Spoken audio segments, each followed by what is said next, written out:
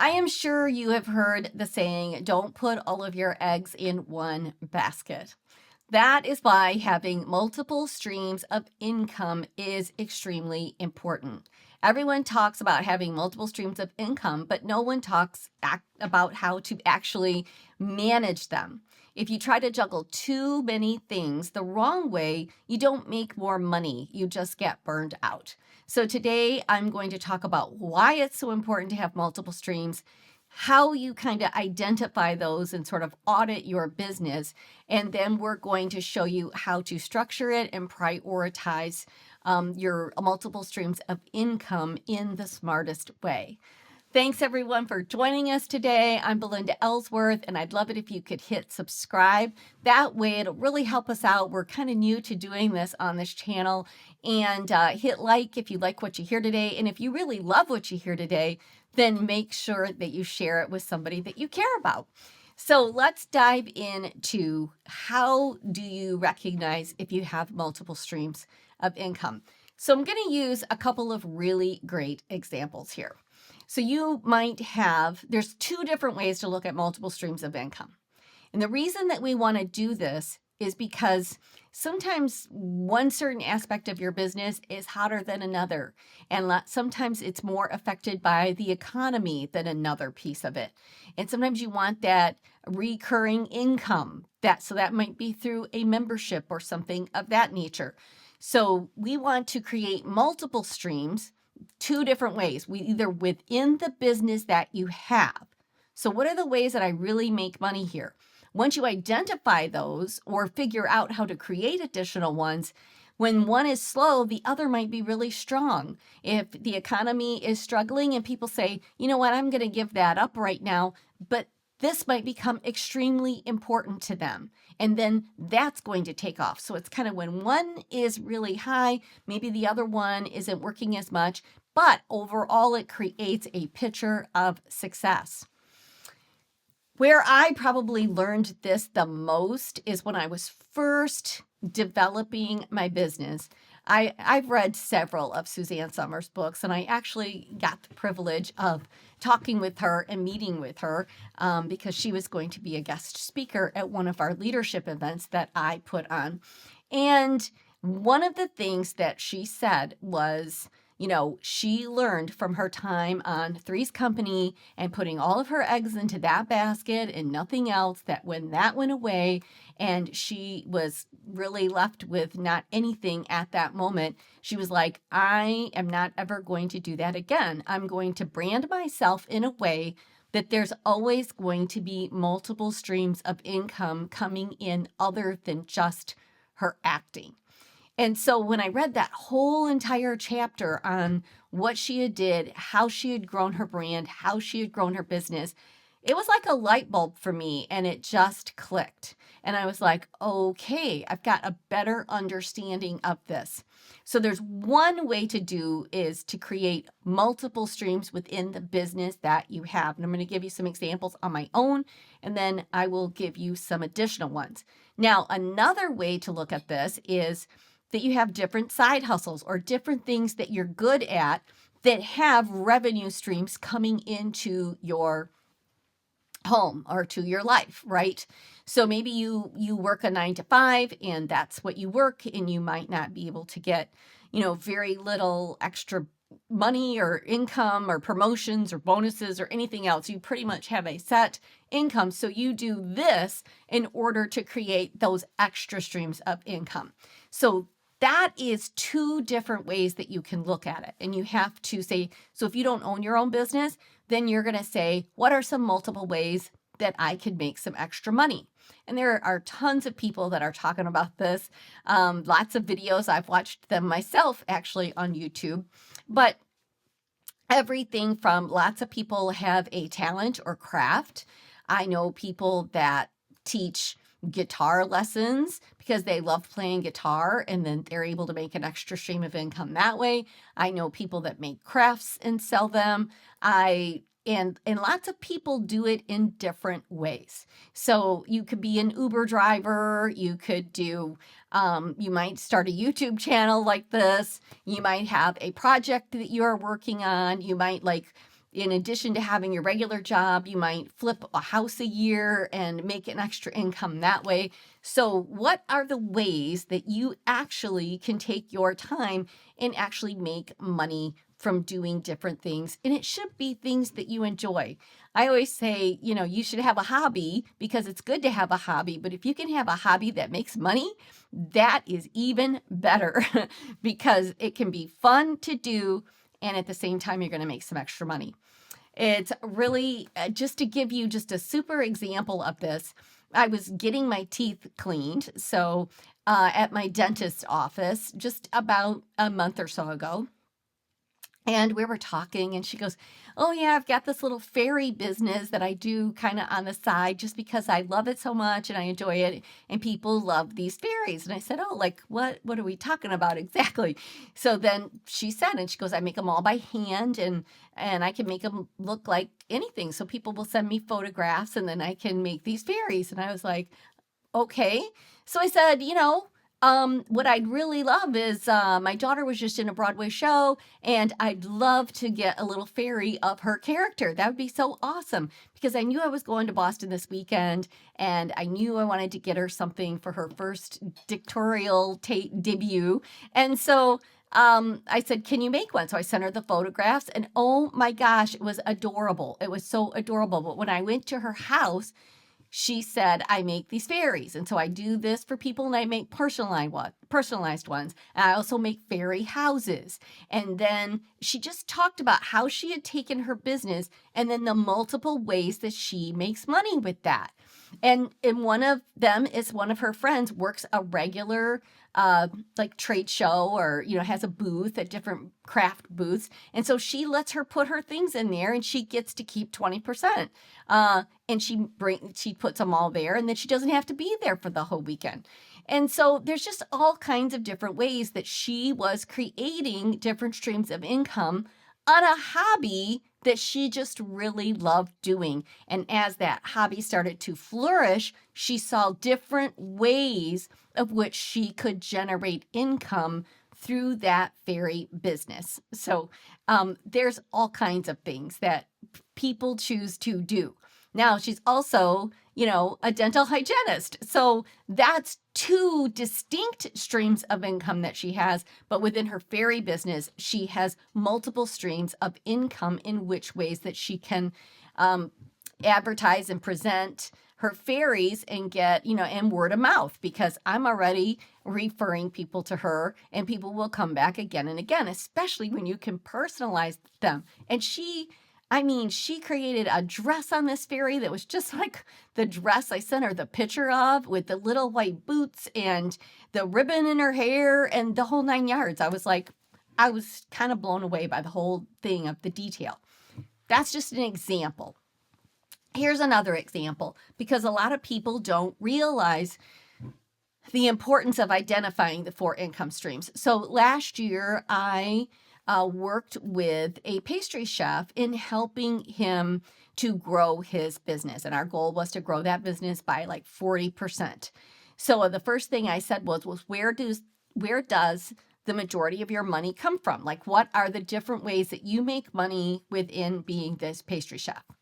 So he had to sit and think about it. And when you can't answer it straight away, then what are you choosing to work on? And right there is why this is so important. So we broke it down, and he said, "Well, I make money through our retail, people that walk into the bakery and they buy things online." Okay, so retail is one of them. Second one, wholesale customers. So these are restaurants and other places that put their pastries in there, cookies in there, different things. Okay, so those are their wholesale customers that utilize their products.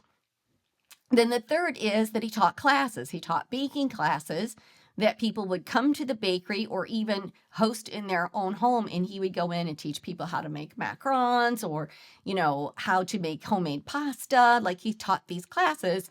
And then he also taught classes that were hosted in different libraries, that he could it would be a mini class, and then people would actually sign up to take his full class. And then the last one was his catering business. So at first he hadn't even really identified those. So then when we did, I said, okay, well, how much time are you spending on each one of these? And which one is bringing in the most income? He hadn't even sat and figured that out. So when we broke down his annual income from the year before, his annual sales, I should say, we said, okay, where are those sales coming from? In which buckets? So we did an audit and we said, okay, this percentage is coming from that percentage is coming from that percentage is coming from that. Then I said, okay, how much of the money are you keeping from each one of those, like actually making? Now, here was an interesting thing that he discovered, that he was spending more of his time on his wholesale customers, and his wholesale customers brought in the least amount of revenue. So they brought in the least amount of revenue, but it was consistent revenue. That's an important thing. But I said, that's great. And you want to do that. But this over here is making you 80%, like 80% of the income you're making, you're keeping, and you're not really investing time in that. You're just like haphazardly, if somebody calls you up and says they want to do it, you're like, yay, let's do this. So we really took his 4 different income streams, and then we said, now I want you to spend time on each of these income producing activities. So we talked about the power hour 2 days ago. This is where we started to implement that. So I'm like, I want you to spend time, whether it's each day, 3 days a week, 4 days a week, 2 days a week, whatever that looks like. I said, I need you to spend time. All right. So you're going to call on new customers.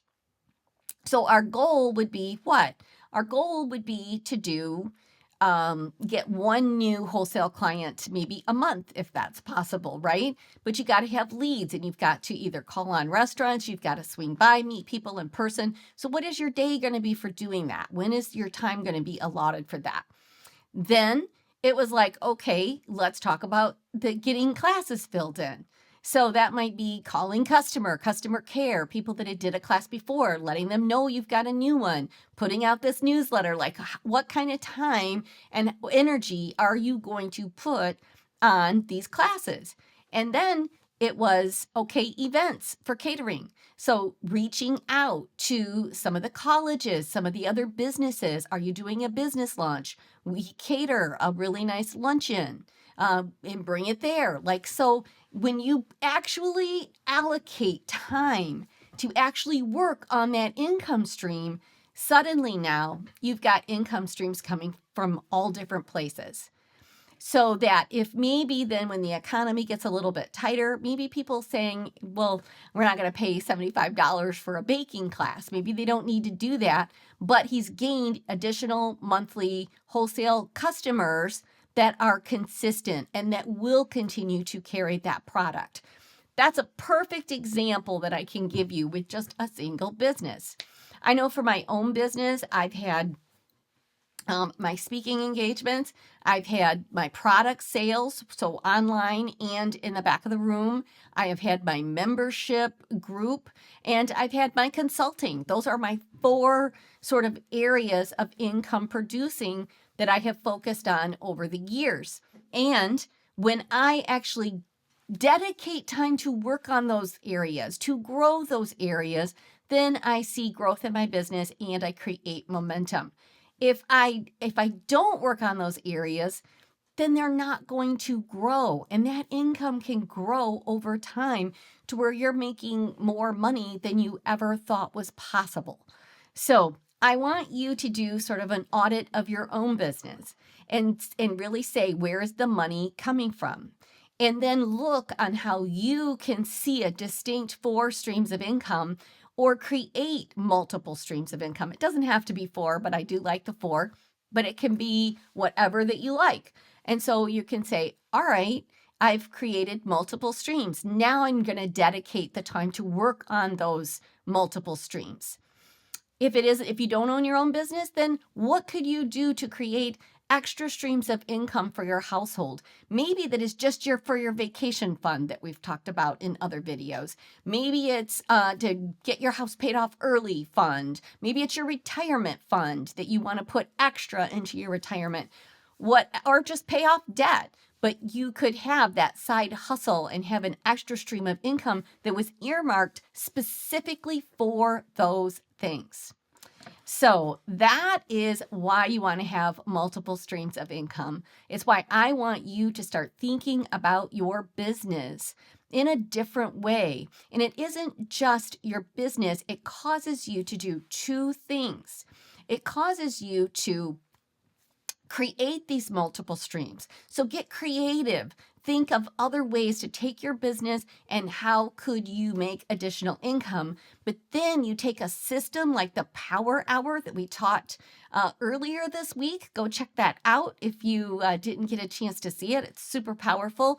And then we say, okay, now I'm going to allocate the time to work on those multiple streams of income. When you do that, when you connect those two, wow, it is going to be a powerhouse for you. And you are going to start to make additional revenue. And it's going to be exciting. And you're going to be able to do the things that you've been really wanting to do or dream about. And again, like I said, so when the economy might, we're having a little bit of a struggle with the economy right now. And so when that happens, some people, they might not do this. They might even say, I'm going to opt out of the membership right now. But this is going to skyrocket. So that's why when you've got multiple streams, one of them might be lower than the other, and one of them might grow strength at another time, depending on what's happening, what's trending, what's going on. So I know I've sometimes been, so much of my time is in consulting, and then my contracts have come up and I haven't gotten new contracts for maybe 6 months or so. And sometimes I get a little burned out on it. And so then that might go lighter where speaking at live events picks back up. It was really good to have my consulting gigs and to have my membership when I lost every single one of my in-person speaking engagements during COVID. If I hadn't have had that, it would have been impossible to continue with my staff and to continue to really support my business if I didn't have those other streams of income that were actively creating revenue. So I hope this was helpful to you. I know that if you apply it and think about it, it certainly will be. And thank you so much for watching today. Don't forget to hit subscribe or like, and feel free to share with somebody that you think this might benefit.